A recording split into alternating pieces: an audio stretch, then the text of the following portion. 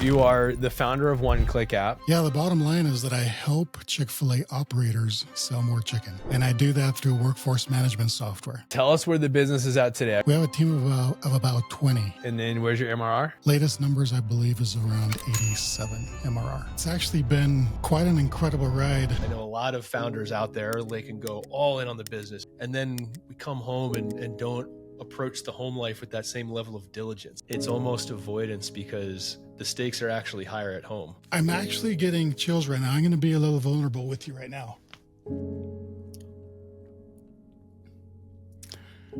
I used to blame a lot on my ex-wife. So we just jump right into this, and I thought a fun way to start the conversation would be a couple true or false questions to I don't know, give the audience a little bit of a preview to what we'll cover in the rest of our conversation, some fun facts about you. Yeah. You can either confirm or deny them, but this could be amazing and it could be not amazing, but Phil can fix almost anything in post-production. So okay. I say we get right into it. So Michael, true or false, you've had 3 exits. Yes. Well, I've had 2. 2 exits. You're working on the 3rd. Yes. All right. So it's a little foreshadowing. Don't let that stop you. A little foreshadowing. There we go. Awesome. How, true or false? You have 12 kids. No, there's a total of 11 of us. So 9 kids and 2 parents. That is awesome. We're going to get a little preview of some time management and work-life balance later on in our conversation. And then final question. 1 out of every 10 Chick-fil-A's use your product. So 1 out of every 10 Chick-fil-A stores use our product, pay for our product. 1 out of every 5 stores connects their data to us. Awesome. 1 out of every 5 standalone stores connects their data to us. Sweet. Well, let's unpack this. I want to. You are the founder of OneClick App. Tell us where the business is at today. I call this I want to give context to the listener listening in here. Where's your MRR at? Where's the team size at? And then you, as a founder, you wear a lot of different hats. So tell us, which hats are you wearing now and which ones have you taken off for the team that you built? Well, it's actually been quite an incredible ride. The hats that I'm wearing now is now just fully CEO, what a CEO should be doing. Even though I get dragged back into operations a little bit here and there, but I'm doing my best to just stick to strategy, stick to sales, and stick to what I do best. Sweet. I love it. What's the team size looking like today? We have a team of about 20. Okay. And I'd say half is international and half is in the U.S. I love it. And then where's your MRR? We are at about 80. Latest numbers, I believe, is around 87 MRR. Sweet. Yeah. Awesome, man. Well, congrats. Passed the $1 million mark, got a solid team underneath you. Mm-hmm. And this is when it starts to get, well, it's fun the whole long. There's every stage of the journey has got different challenges and things that you look back and you kind of miss about each one. But this is a stage when you start being able to work through the team. It's a new ball game. So I'd love to unpack that a little bit about what it's been like transitioning into that. But before we get there, how'd this start? I remember actually, why don't you go ahead and give your perfect intro? Because I've loved the way for many SaaS Academy intensives and conversations, I love the way you introduce yourself, and then tell us the origin story of OneClick App. Yeah, the bottom line is that I help Chick-fil-A operators sell more chicken. And I do that through workforce management software. I love it. Yeah. I love it. I feel like you used to have a different version of the perfect intro, and it was just too good not to say. I help Chick-fil-A sell more chicken, which I'm a huge fan of. I love the work you're doing. So tell us, how did it start? Like, how'd you get into that? Really, I was at the point in my life where I wanted to give back, and I love mentoring youth, and I love mentoring and helping businesses grow. And I was introduced to a young man named James Finlinson 2 weeks before he left on a mission for his church. And he was going to be gone for a year. And his dad introduced me to him. His dad and I were friends, and I was also doing consulting and helping his dad build his business. And he had this idea, and he was actually a team member at Chick-Fil-A, and he was looking over the shoulder of his director and saying, why are you copying from a computer to pen and paper? I think I can help you fix that. And it was his first job, and he was a junior in high school. And his name is James Finlinson, and his dad was Jan Finlinson. So I was introduced to him, and I said, hey, let me see what I can do with this, while you're gone on your mission. And by the time when he got back, and with the help of his dad on the technical side, we were able to actually build this company to over 84 stores by the time he got back. And that was while I was still full-time doing other consulting things and things like that. And then when he got back, just decided to go full-time and help and take the position of a CEO and help to blow this up. What year was that? How long ago? Gosh, I think he's been back from his mission 2 years now. Okay, cool. So are you guys partners in the business? Yes, all three of us. Oh, sweet. Very cool. I started, so my background, I was in workforce management as well, different industry for the physical security space. But the beauty of being a workforce management product is once you get installed into the daily rhythm, retention is typically really high. The challenge is you have to change the behavior of almost an entire company. Right. So talk to me about how you guys onboard your clients. Like how has the onboarding process changed? And where is it at today? Yeah, for onboarding, we have so many features that we've really just boiled it down to say, hey, what's your biggest pain point? Or what are your top pain points? And then what we do is we do the onboarding based on those pain points. And then we lead them in the direction of where all other features can be found and what they can do. And there's a self-serve knowledge base. But really, if we can just tackle the pain points, because we were getting super overwhelmed with onboarding. We have this feature and that feature, and you can do this in the feature and that, thinking that in their brain, they're going to say, oh yeah, maybe that, maybe that, maybe that. But if we just, now we just laser focus on their pain points and then allow them to self-serve for other things or to get back a hold of us and to help them with training with other things. That has helped a great deal. And we've also moved onboarding. So it's a two-step process. So the salesperson actually does the initial demo and actually covers all the pain points. And then there's another 45-minute onboarding from a customer success team member. And then that's it. They're off. They're up on their own, up and running. And we help them to customize a few things, but that's what it looks like today. Awesome. So onboarded in essentially one 45-minute call. They can call back and get additional support. How'd that change from what you were doing previously? So previously we were doing unlimited setup, unlimited work, all this premium support.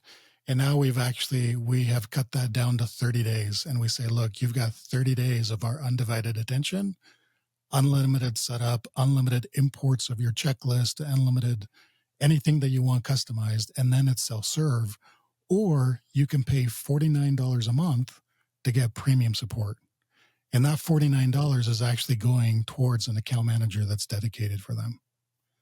Got it. Awesome. Did you recently went through, I think maybe in the last year or so, I remember you posting in our Facebook group for our clients a picture of your newly implemented scorecard. Yeah. And I would imagine that your data-driven approach has led you to making some of these changes. Can you walk us through how you managed the business prior to a scorecard, and then the lessons learned? Because it's funny, Matt and I, it is the single most, if someone's not using a scorecard, no matter how big the company is or how small they are, if we can get them to start using a scorecard, the business improves. It's like it is as close to a silver bullet as possible. The challenge is it's hard to get a company through the there's all kinds, like you could say, hey, implement a scorecard, but then like getting that data, believing in the data, looking at it every week, it really does take an organizational shift in values and decision making to install it into the business. But you've been through that. Help shine the light on, be the voice for all of those that are like, oh, I have a live dashboard. I can go get metrics out of HubSpot when I need them. Or, I check Stripe every once in a while. Like, shine a light on the impact that the scorecard implementation had for you guys. Yeah, to tell you the truth, it's really difficult to grasp the concept of a good scorecard unless you dive in and do it. My SaaS Academy coach, Vinay, was just incredible in helping us to walk through the process. And we had to have about 4 or 5 different phone calls. But now we have a dashboard that it's simple: green, yellow, red. That's it. This is off track. It's yellow. Let's discuss it. Let's move on. We don't have to talk about anything that's in green, right? If it's red, absolutely, we're addressing it immediately, right? But also, one of the connections that I made was that not only is the scorecard important, but also tying it to the success metrics of the ultimate goal that you have for the end of the year, the company goal. That is like a critical component of the scorecard. And that really was a game changer, so that we can all visually see once a week, know exactly where we are, what needs addressing, and what doesn't. Save our time. I love it. Obviously, big scorecard fan over here. I have a favorite question on this, Mike, that I ask everyone. When you first implemented the scorecard, I assume that you brought the concept to your team. So my question, when you first implemented the scorecard, what was the biggest limiting belief that you had to squash in your team members to get them to buy into the concept of using it? To be honest, our team members are pretty smart and they could see the vision, but the biggest challenge in implementing the scorecard was getting the right data and everybody being on the same page as to what data. There's so much data and you can be so overloaded, and there's like 50 things that you should chart to really make the decision to say, hey, you know what, we're only going to track these top 3 things and that's it, right? Just to get everybody to focus their attention on those top 3 things took a lot of back and forth, and it's still kind of one of those things to where like, oh, we should be tracking all this stuff, and then rein everybody back into that. That's been a mind shift, I think, in everybody. Yeah. Do you have like one key metric, like a North Star metric from a product usage standpoint that you guys anchor around? So we've actually started tracking usage of the app. So if what accounts are actually using the app over 80% of a threshold that we have scorecarded, or what percentage are actually under that 80%. And then we actually send an account manager after them if they're using less than 80% to try to train them on new features or anything like that to try to get them up to the 80% number. That one is one of my favorites. Yeah, you're warming Johnny's heart right now as the key evangelist of the member at Risk Monitor. And it's the same thing though, right? It's like, and it's so funny because we do the same thing in SaaS Academy, right? Like I don't think that there's a level where the simplicity stops scaling, right? Simple will always scale. And so at the end of the day, if you can put the traffic light in front of your team and say, this is how you prioritize your actions based on the traffic light, usually that's the 80-20 of behavioral changes. It's got to be simple. It's got to be obvious. You got to be able to manage to it. So I think you're doing a good job there, man. That's awesome. No, thank you. Michael, when you implemented the scorecard, did you see that initial lift in performance from the team now that we had shrunk the focus down to these 3 numbers? And I think as you've evolved it to, it's got a handful more metrics. If a founder is struggling to get a scorecard implemented, we'll say, hey, let's go track 3 metrics to start. We can just like, how do we eat the elephant? One bite at a time. You've got a few more metrics pulling in there now, but did you see that initial performance bump when you implemented the process of looking at your performance metrics on a weekly basis? I did actually, but something has happened recently which has just been astounding.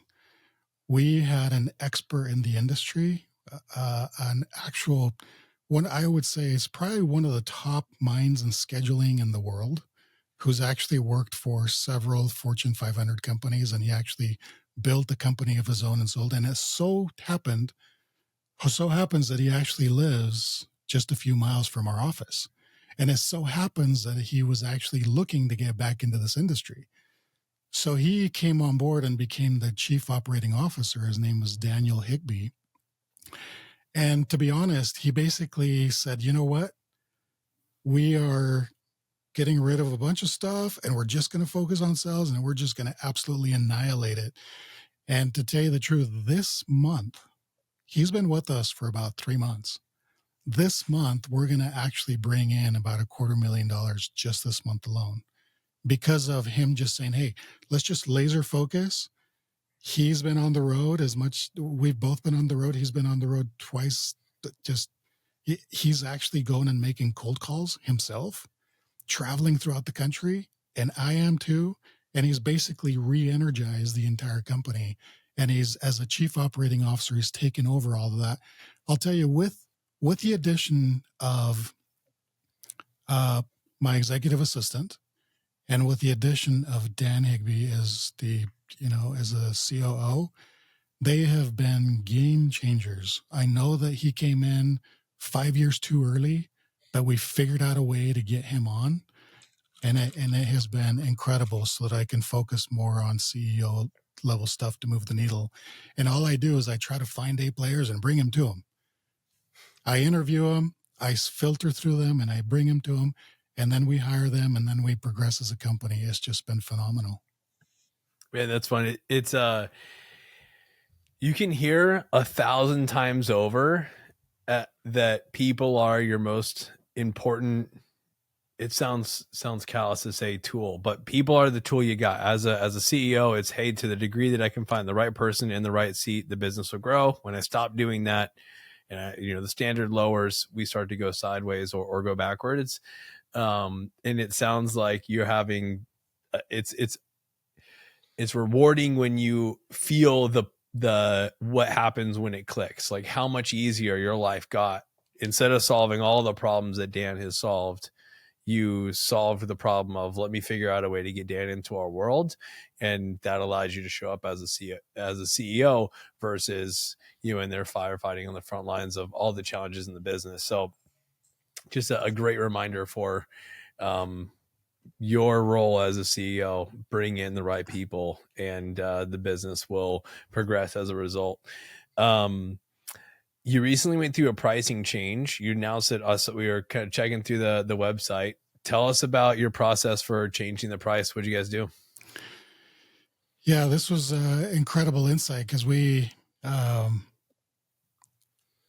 did a price increase about 6 months ago, and we had a lot of fallout. And as we were traveling the country and visiting customers, they kept telling us, yeah, you increased the price, but now we've been asked by our operators to start looking for other solutions because you guys are too highly priced.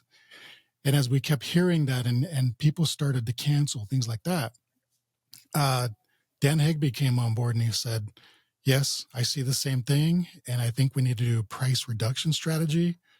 Everybody's actually feeling the pain of price increases.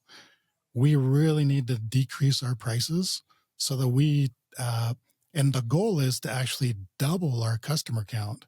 If we can double our customer count by decreasing pricing, then we're going to be okay. And then we're going to be able to help them get through these tough times, the recession, increased interest rates and all that stuff. And let's actually get them on our side. So that's what we've done with the price decrease. As now that we are traveling the country and listening to the customers and meeting with them in person, they say, we have never heard of a software company do a price decrease. What was the percentage? How much was it? Thank you for helping us out. I believe it was, so our highest priced product was at $425 per month. And now that one's down to $349 per month. Wow. And then we also started at $225 a month, and now we have a $99 a month package that fits some operators as well. So having a really well priced, low price. See, my mentality before was I always want to be the Mercedes. I always want to be the Ferrari. So if you can't afford it and you can't see the value, I'm sorry. We can't service you. That's what I want. Those are the people that I want to service. We can still be the Ferrari, but we can actually give them something to build up to and build towards. Mm-hmm. And it just has blown my mind how incredible it's been and how it's been received and how many new customers we're onboarding. We're double, possibly triple the amount of sales that we usually get now. It's in incredible. revenue or in client count? Both. Sweet. That's a fun equation. Yeah, I gotta ask though. So you like by the napkin math. So you say it was a 25% price reduction on average, give or take. Yeah. Like, what was going through your head? Like, what were you nervous about? What was the fear there, man? Because I'd be terrified. I was terrified, and I put Dan Higby through the ringer, and I made him crunch the numbers over and over again and explain it over and over again. He fought tooth and nail for this strategy, and I put him through so much hell. And I kept saying, "Oh, what about this and what about that? I'm worried we're going to lose. We're going to lose all this money. We're actually going to be out of pocket. This is like a $250,000 investment. We're going to lose $250,000 as soon as we launch this new pricing plan." He said, "Trust me, it's going to work. We're going to increase the number of customers. We're going to serve more customers. We're going to give better service, and it's all going to work out." To where finally I just had to take a deep breath and say, "Okay, let's do it." And then once we pull the trigger, it has just been, I think it was a master stroke of strategy. And I've never seen anybody else do it. And that he worked super hard to convince me and the rest of the board to actually do is kudos on him. Yeah. And so for the people listening to this who might have had this thought where they're like, I think maybe I can reduce my prices, but make it up in volume. My question is, you decided to lower your prices. What were you seeing in your sales process or in your go-to-market strategy that gave you the confidence that you could actually overcome the delta with increased unit sales? Really that the entire team has been, the entire team has actually gotten behind the vision and has actually bought into the fact that we're actually able to serve more people. So as people are calling in, they're feeling better about, hey, we've got lower prices. Let me help you. There's something for you here.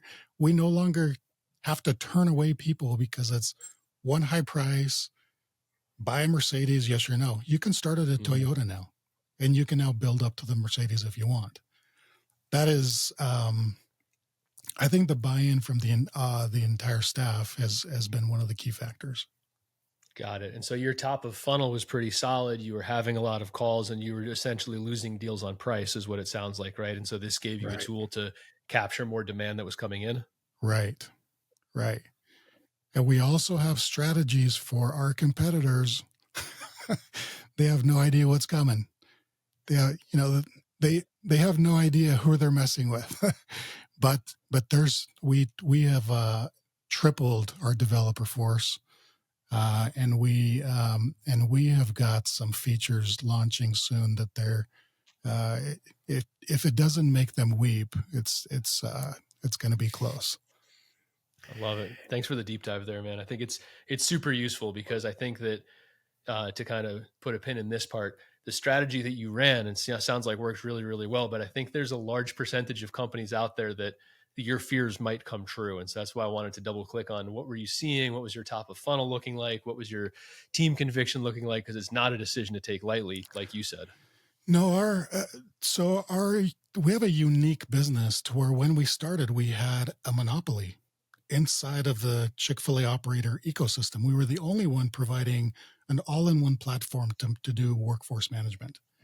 And it wasn't up until about a year and a half ago that a new competitor came into play So I've been fortunate enough to actually have exited two companies that were either monopolies or oligopolies, where I had possibly one other player or a couple other ones. So from that learning, I've learned how this works. I'm not exactly sure if it would fit for all types of businesses, but we get free leads. We get leads that come in every single day. We've had more leads come in ever since this new price reduction strategy than in the history of the company. But the thing is, because it's such a small ecosystem, there's only 3,000 Chick-fil-A operators throughout the country, and they're all networked in together. They're all in the same chat groups. If we make a move, positive or negative, everybody hears about it. Yeah. So it's not that you can make a false move and then patch it up sometime later. Like it is really, you have to stay on top of it. It really is a unique situation in how we deal with communication with them. I'm not sure if that answered your question exactly. Yeah, no, I think it does. And I think, seems like you know how to pick your industry, man. It's kind of a key component of this whole thing. So it's a cool share. Yeah, we don't pay for leads. We don't pay for ads. It's just all word of mouth. And we have too many leads, and it's just awesome. Michael, has it been challenging to stay focused exclusively on Chick-fil-A's and not go elsewhere? Great question. Like not expand out to other industries? It is a big risk to do that. But what I wanted to do is when I decided to come on board and said, okay, I'll be a partner and I'll take over as CEO, I said, we really need to just focus on one beachhead, and that's going to be Chick-fil-A. If Chick-fil-A is actually the leader of service and sales in the fast food industry, then we're going to do the best job that we can at servicing them, and that's going to catapult us into other industries. Our platform doesn't just fit restaurants; it fits a bunch of other verticals as well. But this is the starting point, and I think here in about a year from now, we're going to be ready to actually catapult and go into other industries.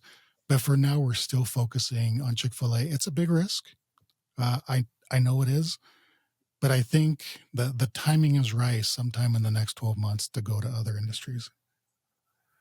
Well, it's interesting.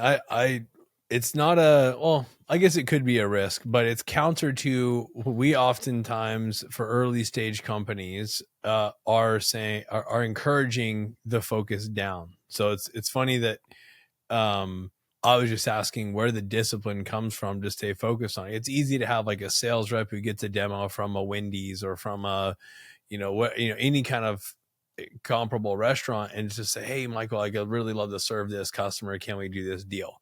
Like to have the discipline to stay focused on, nope, we're sticking in Chick-fil-A, I think is rare. And what contributes to, like, you earn the right to eventually pick in the next beachhead, but you don't even, oftentimes we start too broad. We don't get enough traction to even survive to the point where you hire 20 people and a COO and have the choice to go on to another industry or segment inside the market. So just was curious where that discipline comes from. Yeah. Hey, I noticed something that I just want to call out for people listening to this, because you said in your description of this, you said some of the most dangerous words that I think founders can utter. You said them in the proper context, but when you were saying your example, you said it could work for.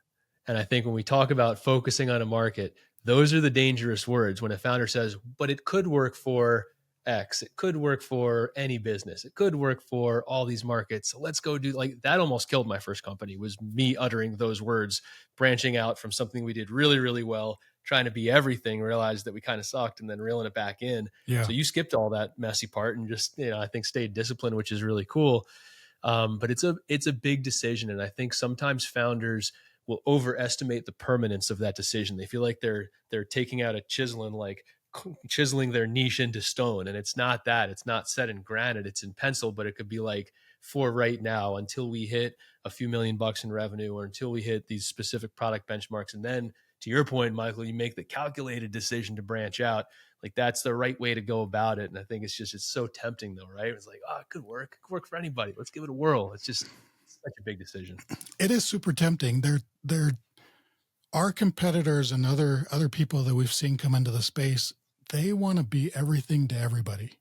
Yeah. They don't understand the importance of discipline and of focusing on one beachhead, because that just creates so much chaos. And if you're serving if you're serving even 2 fast food type of restaurants, they manage their stores completely differently. And they're requesting new features that doesn't make sense for the other one, right? And every single niche is going to request features and functionality that isn't going to fit everybody else. At a certain point, you create a vanilla one that fits almost everybody, and then you ride that wave. But you're right. The discipline in learning what to say no to at the right times really only comes through experience.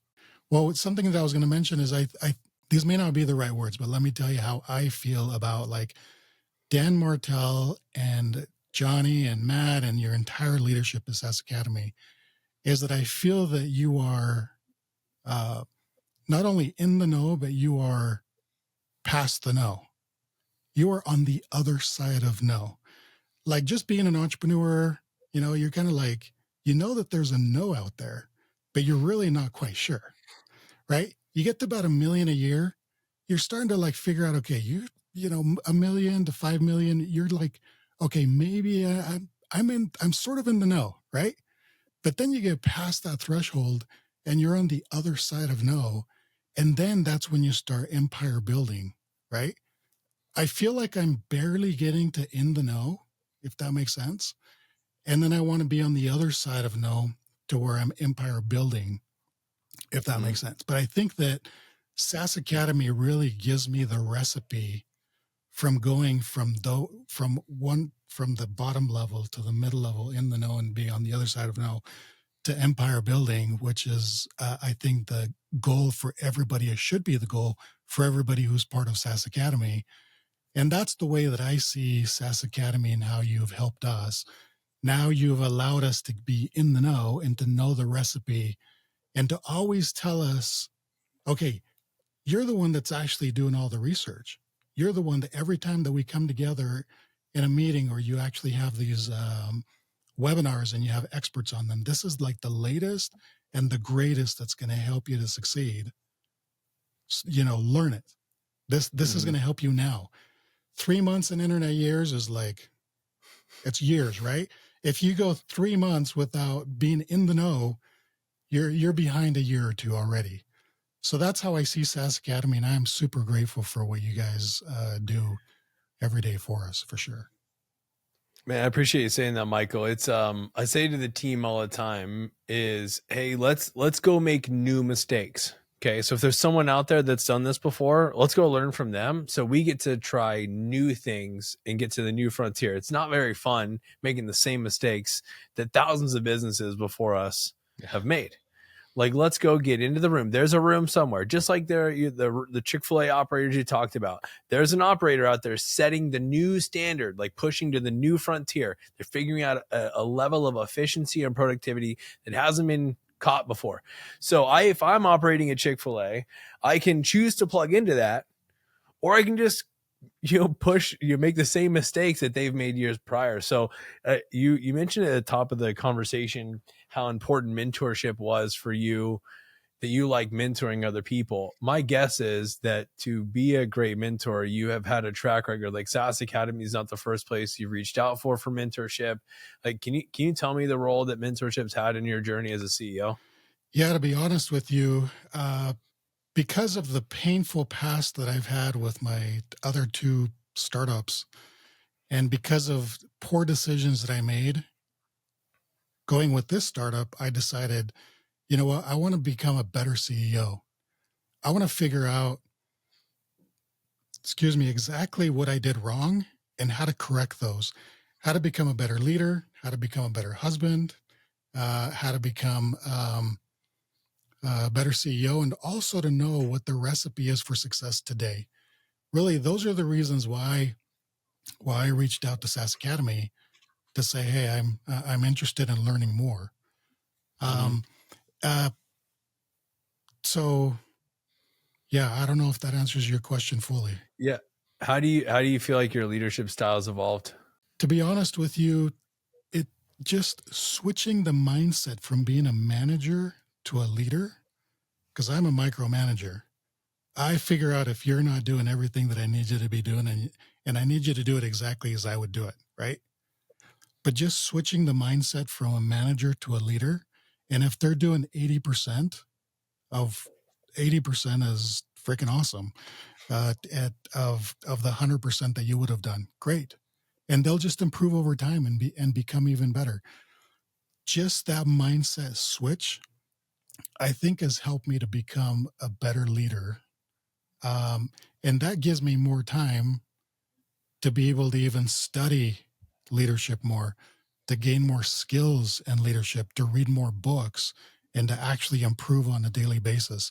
I think that was really the catalyst to buying back my time and trying to become a better leader and become an all-around better leader in the family, in the home, and in business all at the same time. Yeah, I was just going to say it's such a key concept, right? I think there's two that you hit on that I want to just shine a light on for the people who are listening to this. Number one is that leadership is a skill, right? I think that you can be born with leadership traits, but I do think that leaders are made. Some people, it comes more naturally than others, but it is a skill that can be learned and developed and refined over time. And the second one is that I don't know. I don't view leadership and management as like one superior than the other. I think that they're both required skills and they're different, but it's also, I think, something interesting you hit on is that it is a time investment to manage properly and to get even the 80%, let alone the 85, 90, 95 plus percent out of someone. Like there are key rhythms, right? There are ways, there's coaching hours, there's time, there's expectations, there's resetting expectations. There's so many things, that conversations and standards that have to be upheld, that it's a real discipline. And I think the best CEOs, and both of you are in this category, is it's you have to be a good leader and build that skill, and you also have to be a good manager and learn those rhythms and build that skill. And I think that motivating a team to greatness truly is the intersection of those two things. I've seen great leaders who can't manage for shit and nobody knows what they're supposed to be doing. I see great managers who can't inspire anybody to do anything, and you leave a ton of opportunity on the table. I think it's when those two things intersect is where the really cool stuff starts to happen. You get small teams getting big outcomes, To be honest with you, you have to be willing to do hard things and be uncomfortable and make other people uncomfortable and tell your truth. Those are probably the most important things. And those are things that have been very difficult for me because of the way that I was raised. I was raised in, let's not make anybody upset. Let's, if I can swallow the pain and be silent and not tell my truth, I will swallow the pain and be silent. Yeah. Right. Because I don't want to hurt somebody else's feelings.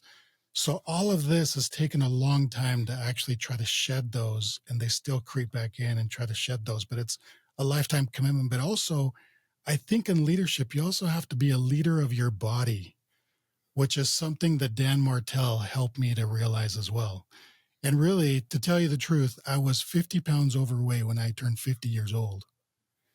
And I made a decision that I was going to work out at minimum 6 times a week, at minimum 5 times a week, but I've been doing 5 to 6 a week ever since then. And I was a single dad of 4 daughters. 3 were still at home, and full-time single dad. And I was single for 10 years, and I was looking for my perfect partner. But that was the first domino that I had to tip over. And it ended up blessing my life in many ways to where I married the woman of my dreams, and she had 5 kids. And I didn't care that she had 5 kids because she was the most incredible woman on planet Earth, right? Married the woman of my dreams. Business has become a success, and relationships. My relationships have started to flourish. My body is more healthy. I'm becoming a better CEO. I'm a better leader, and sometimes just one decision, and sometimes it's just getting to the gym every day, could be the deciding factor between the greatest of life and the mediocre life. Mm-hmm. And I really do appreciate Dan Martell, because I know Like, he's gone through a lot of trauma in his past and his childhood and things like that. And I kept trying to nail him down. I'm like, hey, what's the secret? Dan, what's the secret? Like, what's that one thing? There's never really that one thing, but really what he said was, you have just got to put in the work. That's it. Mm-hmm. You got to put in the work. If you don't put in the work, you're not going to get those results. And there are no better words, and that has been a game changer. That would be it. We've talked about two. If there were silver bullets for improving performance, we've talked about two of them today, and that is one, put a scorecard into the business, but number two is tame the body, tame the mind. Right? I remember I had a sales director a couple of years ago who both he and the business needed him to get to another level. And he leaned in and made the commitment to do 75 hard, and every other area of his performance, not only physically did he transform, but every other area of his life was transformed as well because of that commitment to the discipline, and then the confidence and belief that comes from doing that. There's something so transferable about what happens in the gym and what we do physically to what happens mentally. And the reality is we are paid to make great bets, right? If you're in a leadership position, it's good decisions on people, on finance, on strategy. It's a knowledge game, right? And so when we have the skills built in the physical domain that breed the confidence and the clarity and the energy to go win in the mental game, I think it's a recipe for success. Really hard to do it, to be at your best, if you're not also dedicating. Hard to be at your best mentally if you're not dedicating time to being at your best physically. So, man, you said several things that certainly resonate with Matt and I and the culture at SaaS Academy. One that's very hard to believe is that you're 50 years old. That is, how old are you now? I was going to say, now you started working out, now you're 40. How the hell did that happen? Well, I'm 53, but yeah, I don't know how. I see 53-year-olds, other 53-year-olds, and I don't look like them. No, you got it's all that Chick-Fil-A, man. That's got to be what it is. Well, Michael, you touched on it a little bit. I want to spend some time here. Another one of the core values of our community at SaaS Academy is the integrated life. And we articulate that by saying we don't just win in the game of business. We win in every arena of life. That is who we are to our families. That's who we are to our communities. That's financially, health, in every arena. We don't win in business. There's enough out there. And if this is your game, I'm not knocking it. It's just not who we are. We don't sacrifice the other areas of our life to win in business. Like, we're going to win in every area. And we're not going to make concessions. That does put a lot of demand on our personal development, on our time management, which is why we teach things like the scorecard, having an EA, sweating every day. There's all these mantras that reinforce the habits that have to be true for us to win in every arena. You are now a father of 9. Talk to me about what does the integrated life mean for you, and how do you make sure that you're showing up in every area, holding the high standard? I'll tell you, what makes all the difference is my wife, Lori. She is an incredible individual, but I'll tell you what this has allowed us to do. It's allowed us to have her quit her job so she can stay home we have 4 kids left at home. It's not easy, but we have the 4 kids that we have left at home. We want to give them the best experience that we could probably not give our older ones as we were going through drama of divorce and trying to figure life out and all that kind of stuff.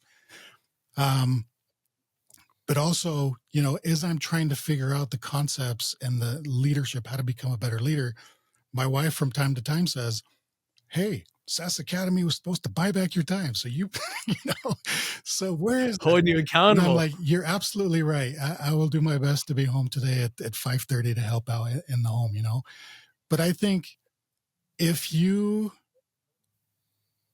can't truly be a good leader in business if you don't step up at home and be a good leader at the home as well. And if you don't step up and be a good leader of your body and of your spirituality and all that kind of stuff, you just can't. And for me, I was very fortunate to be able to find somebody who is just, Lori is just an exceptional partner in every single way. And I can't tell you how amazing that feels, having gone through challenging relationships in the past, and to finally find that one person that's just meant for me and I am meant for her. That makes all the difference in the world. And the support that she gives me and the support that I give her, and really be able to communicate. She's an excellent communicator, something I have never done a good job of.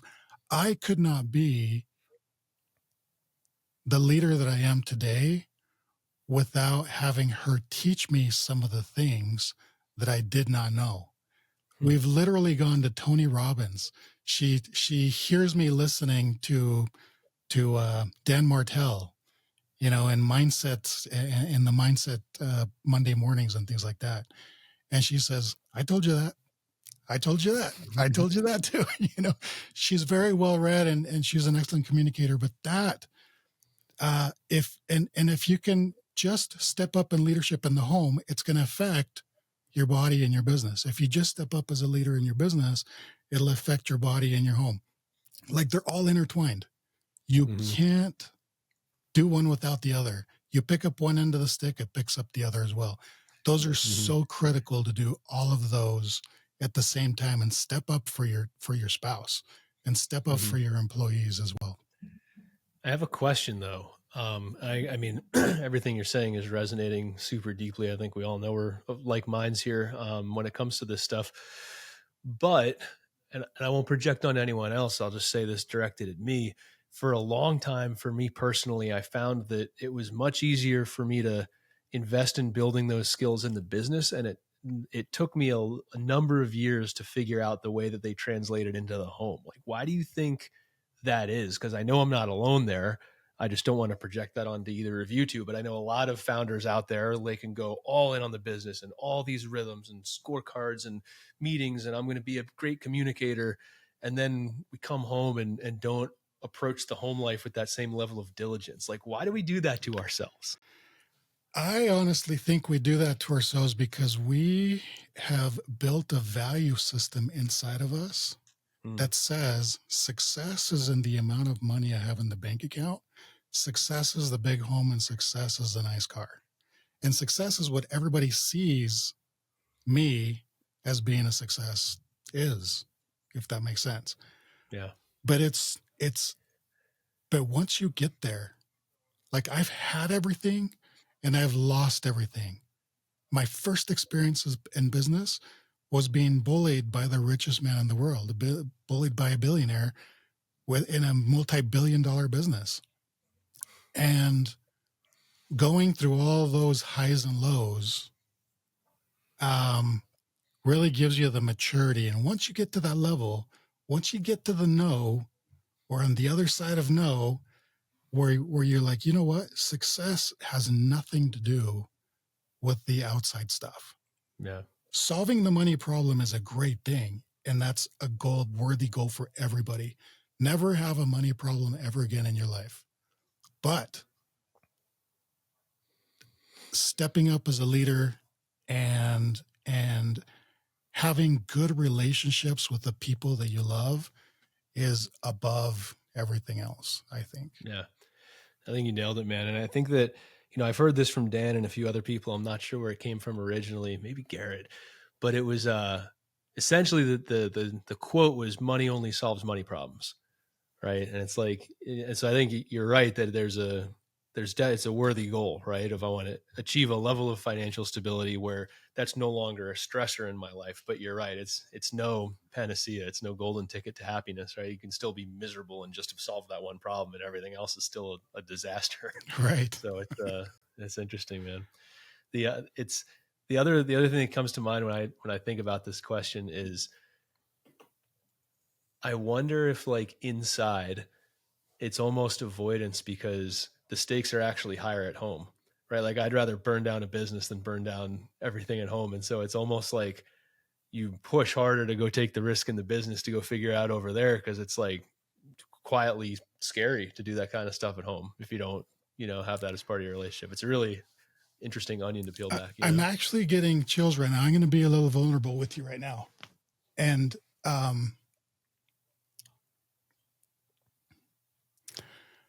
I used to blame a lot on my ex-wife. And I did for many years. And it wasn't until I was married and in a committed, loving relationship with a woman who gets me and I get her that I was able to finally come to the realization that maybe it was me. I did not listen to her. I did not validate her feelings, right? I did not do the hard work to actually show up as a father in the masculine, as a leader, like I should have. I showed up completely opposite. It was like, oh, you have emotions? That's crazy, right? That's the worst thing you can do in a relationship. But to be able to get to that point to where you realize and you recognize that maybe it was all your fault when you're blaming somebody else, right? I think that's next level. And I think we all need to really analyze all of the experiences in our life and everybody else who we blame and try to figure out what part did I play in that, right? Man, so good. I say, one of my favorite books and concepts is Extreme Ownership from Jocko Willink. And the first time I read that, I applied it specifically in the business realm, but it took a lot longer for it to show up on my internal thought life to truly own how I show up in every situation. Like if take ownership over every experience that I have, whether that's in relationships, as I show up as a dad, like default to it's my responsibility and my fault. They put you in a position, I think, when you can like really let that sink in, it puts you in a position of power where blaming someone else makes how you experience every day someone else's, gives them the power, gives them the responsibility of, am I going to have a good day or a bad day? Am I have a good relationship with my kids or a strained one? And it takes a while to like really get it into your internal dialogue of thinking through, hey, I own how I'm showing up in this situation. I own how this relationship is evolving and the dynamics associated with it. And no matter how much, I can wish and push this other person to change, the only thing that I can change is me and how I show up in this scenario. And man, Michael, you shared a lot today that you speak from a place of lived experience, like the discipline of staying focused in your niche, the willingness to trust and lean on your team, the emphasis on showing up and putting in the work emotionally and physically to be a better leader. And I just from the moment we met felt like a shared values, and like you're part of the tribe, and really appreciate you coming on and sharing publicly. Like I've known how and I got to learn more about you today, but I've known you're super cool guy, accomplished, and someone I love spending time with. And I appreciate you like sharing the a little bit behind the scenes on OneClick App and who you are as a leader and your approach today on the podcast. No, I'm super grateful and humbled. Like as soon as I reached my first SaaS Academy event and the doors opened, I just felt like these are my people. You guys, you are the type of people who push through hard to make good things happen in your life and outside of life and in business and everything. And the amount of good that we do for the world is astounding. Like I have 20 families that rely on the decisions that I make every day. I take that very seriously.